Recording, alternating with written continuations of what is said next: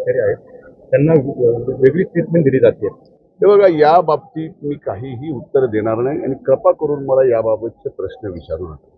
मी स्पष्टपणानं सांगितलंय की स्वर्गीय संतोष देशमुखांचे जे हत्यारे आहेत, ज्यांनी निर्गुण हत्या केली आहे, त्यांना फास्ट ट्रॅकच्या कोर्टामध्ये ही केस लढवून तात्काळ फाशी द्यावी. त्याच्यामुळं मला असं कुठेही वाटत नाही या बाबतीमध्ये कुणी काय म्हणावं कुणी काय म्हणावं हा विषय वेगळा आहे. पण आता न्यूज व्हॅल्यू करायची आहे, तुम्हाला पण बातमी पाहिजे, तुम्हाला पण TRP पाहिजे, त्याच्याशिवाय ॲड मिळत नाही, ॲडला रेट चांगला मिळत नाही. त्यामुळे ह्या सगळ्या गोष्टी आहेत ना.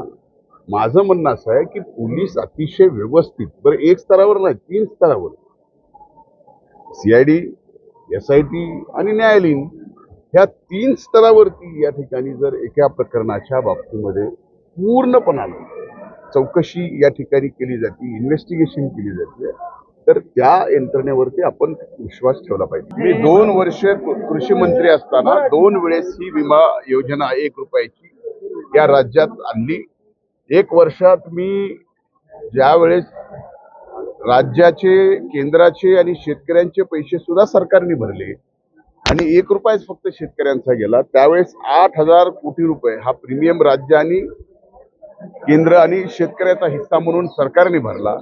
तर 8,900 कोटी रुपये आम्ही शेतकऱ्यांना वाटप केले आणि एका वेळेला 3,000 कोटी, म्हणजे अर्धच रब्बीचं सीझन मला 1 रुपयाच्या विम्याचा मिळाला होता, कारण 1.5 वर्ष मी कृषी मंत्री होतो.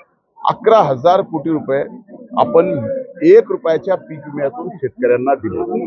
आता त्यावेळेस ह्या कंपन्या काही शेतकऱ्यांना जाणीवपूर्वक अडचणीत आणण्यासाठी प्रयत्न करत असताना मीच माननीय आयुक्तांना एक पत्र दिलं होतं की जर अशा पद्धतीच्या पीक विमा कंपन्या अडचणीत आणत असतील तर जसं काही राज्य पीक विमा कंपनीच्या या योजनेच्या बाहेर गेलेत, मग गुजरात असेल, अनेक असतील, तसं वेगळा पर्याय शेतकऱ्यांना विम्याऐवजी वेगळा पर्याय देता येऊ शकतो का. तर आयुक्तांच्या, त्यावेळेसच्या कृषी आयुक्तांच्या अध्यक्षतेखाली एक वेगळ्या पर्यायाचा विचार होऊ शकतो का, यावर अभ्यास करून त्यांनी अहवाल द्यावा, एवढं मला माहिती. याच्या पुढे मला माहिती नाही. की 25 वर्षापूर्वी आदरणीय विठ्ठल बाबांनी मला या ठिकाणी आदेश दिला की पुण्यतिथीची जी महत्वाची मानाची पूजा ती या ठिकाणी माझ्या हस्ते होणार.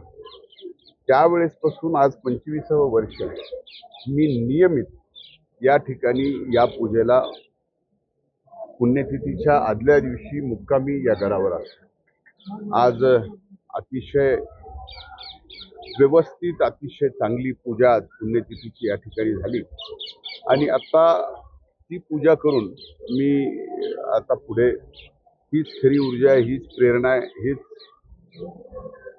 पुढे समाजात, राजकारणामध्ये लोकांची सेवा करण्यासाठी ही ताकद आहे, ती घेऊन पुढे निघालो.